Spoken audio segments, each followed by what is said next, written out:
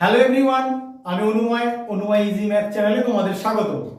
আজকে আমি তোমাদের রিজনিং এর 5টা খুব ইম্পর্টেন্ট ট্রিক শেখাবো, যেই ট্রিকগুলো তোমাদের অবশ্যই জানা প্রয়োজন, না হলে পরীক্ষায় যে কোনো সময় তোমাদের আটকে যেতে পারে।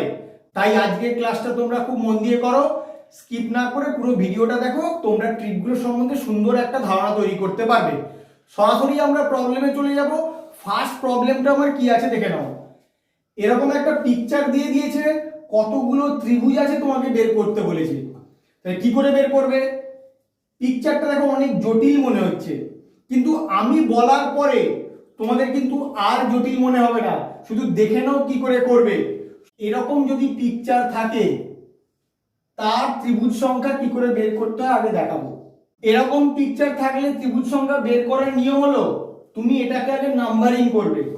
নাম্বারিং করো 1 2 3 4 5 6, যেখানে শেষ হলো এইটার মধ্যে ত্রিভুজ সংখ্যা হবে, তাকে 2 দিয়ে গুণ করলে যত হবে সেটাই হবে ত্রিভুজ সংখ্যা।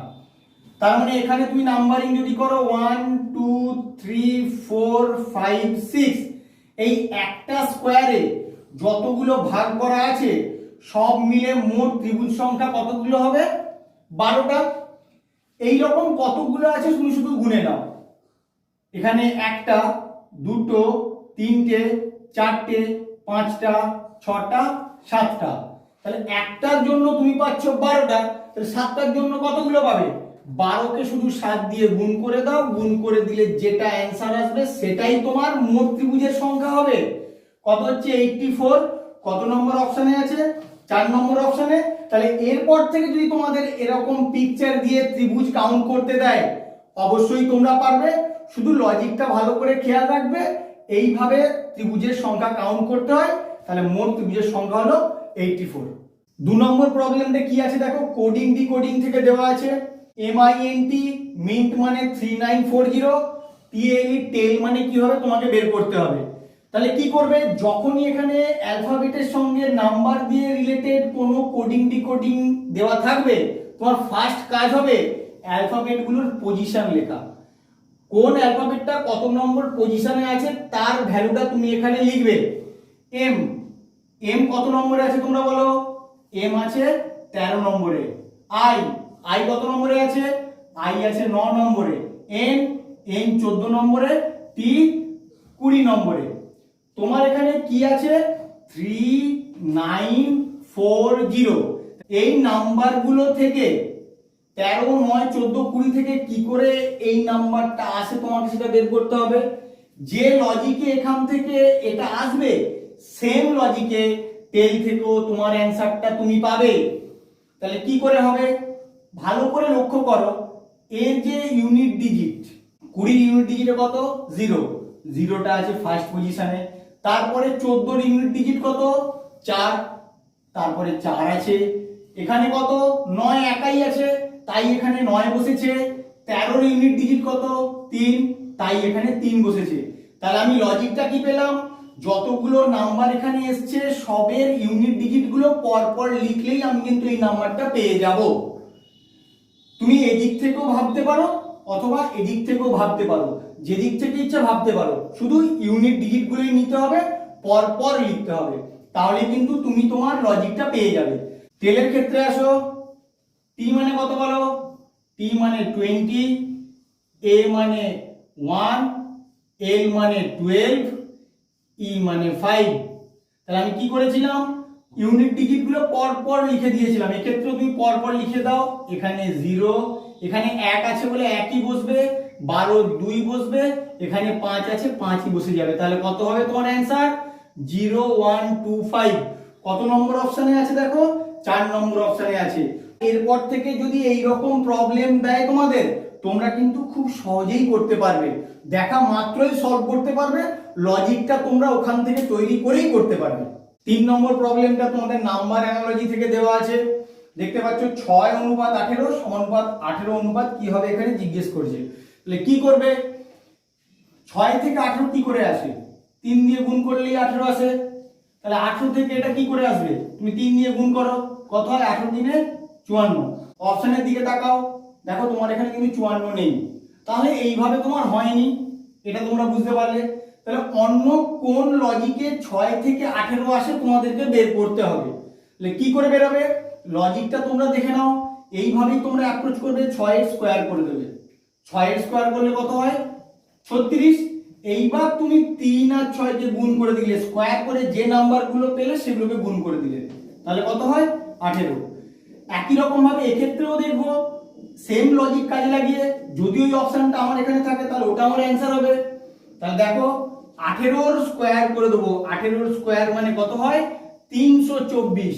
এবার কি করেছিলাম, যতগুলো নাম্বার এসেছিল সবগুলোকে গুণ করে দিয়েছিলাম। এখানে কি কি আছে, 3 2 4, গুণ করে দাও, 3 গুণ 2 গুণ 4 কত হয়, 4 2 8, 8 3 24। দেখো 24 তোমার অপশনে আছে নাকি, 24 দেখো তোমার 4 নম্বর অপশনে আছে, তাহলে এখানে কত হবে, 24 হবে। তাহলে নাম্বার অ্যানালজি মানে তোমাকে অনেক রকম ভাবে ভাবতে হবে, এই নয় যে সিম্পল ওয়েতে ভাবলে আসবে, তোমাকে অনেক রকম কমপ্লিকেটেড ওয়ে ভাবতে হবে। তাই আমার সঙ্গে থাকো, বিভিন্ন ধরনের নতুন নতুন লজিক জানার জন্য, নতুন নতুন অ্যাপ্রোচ শেখার জন্য আমার ভিডিও তোমাকে অবশ্যই দেখতে হবে। যারা এখনো পর্যন্ত আমার চ্যানেলটা সাবস্ক্রাইব করোনি, প্লিজ সাবস্ক্রাইব করে নিও। 4 নম্বর প্রবলেমটা তোমরা দেখতে পাচ্ছ, a সমান দেওয়া আছে 26, সান সমান দেওয়া আছে 27, ক্যাশ সমান কত হবে বের করতে হবে। তাহলে এটা কি করে করবে, কোডিং ডিকোডিং এর যেহেতু এটা প্রবলেম, a মানে আমরা জানি 1, কিন্তু এখানে a মানে কত দেওয়া আছে, 26, তার মানে এটা রিভার্সে কাউন্ট করা হয়েছে। রিভার্স কোডিং এ a সমান 26 কি করে লেখা হয়েছে আমি তোমাদেরকে দেখাচ্ছি, দেখলেই তোমরা বুঝতে পারবে। আমি আগে এবিসিডিটা লিখে নেই, a b c d e f g h i j k l m, তারপরে m এর নিচ থেকে লিখবো n o p q r s t u v w x y z। a সমান কত দেওয়া আছে, 26 দেওয়া আছে, তাহলে a এর নিচে তুমি লিখবে 26। তার মানে কি 26 থেকে এক এক করে কমতে কমতে z সমান 1 এ গিয়ে তোমার শেষ হবে।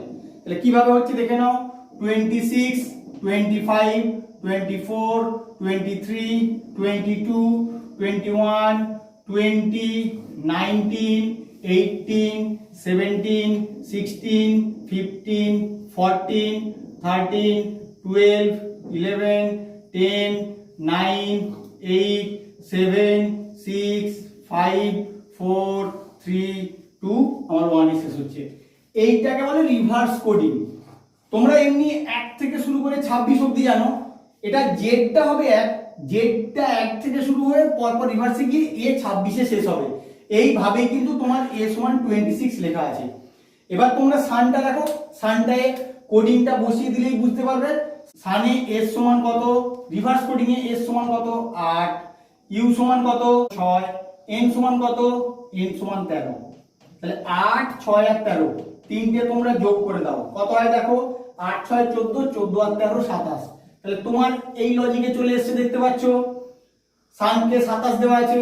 একই রকম ভাবে ক্যাটটা বের করে ফেলো, সেম লজিকে। c সমান কত বেরিয়েছে তোমার, c সমান 24, a সমান কত, a সমান দেখো 26 দেওয়াই আছে তোমার এখানে, আর t সমান কত, t সমান 7। তিনটেকে অ্যাড করে দাও, 24 আর 26 যোগ করলে হয় 50, 50 আর সাথে 57। তাহলে এটাই হবে তোমার অ্যান্সার। কত নম্বর অপশনে আছে দেখো, 2 নম্বর অপশনে আছে। এরপর থেকে আশা করছি এরকম কোডিং এর অঙ্ক থাকলে তোমরা খুব ইজি সলভ করতে পারবে। আমি বোঝালাম বলে তোমাদের একটু সময় লাগলো, তোমরা একবার বুঝে গেলে তোমরা খুব ইজি করতে পারবে, 2 সেকেন্ডের মধ্যেই অ্যান্সার বের করতে পারবে। 5 নম্বর প্রবলেমটায় নিচে 4টে অপশন দেওয়া আছে, এর মধ্যে 3টে একই রকমের, একটা তাদের থেকে আলাদা, কোনটা আলাদা তোমাকে খুঁজে বের করতে হবে। এরকম প্রবলেমগুলো করার জন্য তোমাদের কিন্তু প্রত্যেকটা অ্যালফাবেটের কোডিং গুলো মনে রাখতে হবে, মানে কোন অ্যালফাবেটটা কত নম্বর পজিশনে আছে সেটা কিন্তু তোমাদের মনে রাখতে হবে। সেই পজিশনগুলো এখানে লিখবো, লিখলেই তোমরা বুঝতে পারবে কি করে আলাদা হচ্ছে। ও এর পজিশন হচ্ছে 15 আর পি এর পজিশন হচ্ছে 16। ডাব্লিউ এর পজিশন হচ্ছে 23, এক্স এর পজিশন 24।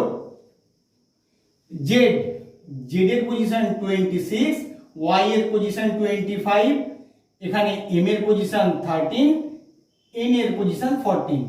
আমার সব পজিশনগুলো লেখা হয়ে গেছে। বা তোমরা দেখা মাত্রই বুঝতে পারবে কোনটা আলাদা হচ্ছে। দেখো 15 তারপরে 16, 15 এক ঘর পরে 16 হচ্ছে, 23 তারপরে 24, 23 এর একটা ঘর পরেই 24 হচ্ছে, এখানে 26, 25, 26 এর একটা ঘর আগে 25 হচ্ছে, মানে এখানে -1 করতে হচ্ছে। এগুলো সব +1 করতে হচ্ছিল, কিন্তু এক্ষেত্রে -1 করতে হচ্ছে। আর 13 থেকে 14 এখানেও +1 করতে হচ্ছে। তাহলে কোনটা ডিফারেন্ট তুমি বুঝতে পারছো? 3 নম্বর অপশনটা হবে তোমার এখানে অ্যান্সার। আমি তোমাদেরকে নাম্বার দিয়ে বোঝালাম, তোমরা এমনি নর্মাল ওয়েতে ভাবতে পারো কি রকম, ও পি, ও এর পরে পি আসে, ডাব্লিউ এক্স, ডাব্লিউ পরে এক্স আছে, জেড ওয়াই, এক্ষেত্রে কিন্তু জেডটা পরে আসে, ওয়াইটা তার আগে আসে, তাহলে এখানে সিকোয়েন্সটা ব্রেক করে দিয়েছে। এম এন, এম এর পরে এন আসে। তোমরা এরকম ভাবেও ভাবতে পারো। আমি জেনারেল রুল তোমাকে শেখালাম, জেনারেল রুলটা জেনে রাখা অবশ্যই প্রয়োজন। জেনারেল রুলটা তুমি সব প্রবলেমের ক্ষেত্রে কাজে লাগাতে পারো, কিন্তু পার্টিকুলার এই প্রবলেমের ক্ষেত্রে তুমি পরপর দেওয়া আছে না পরপর দেওয়া নেই সেটা করতে পারো। আমার ভিডিওটা কেমন লাগলো তোমরা অবশ্যই কমেন্ট করে জানিও। ভালো লাগলে একটা লাইক করে দিও। বন্ধুদের সঙ্গে খুব বেশি বেশি করে শেয়ার করবে, তারাও যাতে ট্রিকগুলো সম্বন্ধে অবগত হয়। Please like, share, comment and subscribe your channel Onuma Easy Math. Thank you.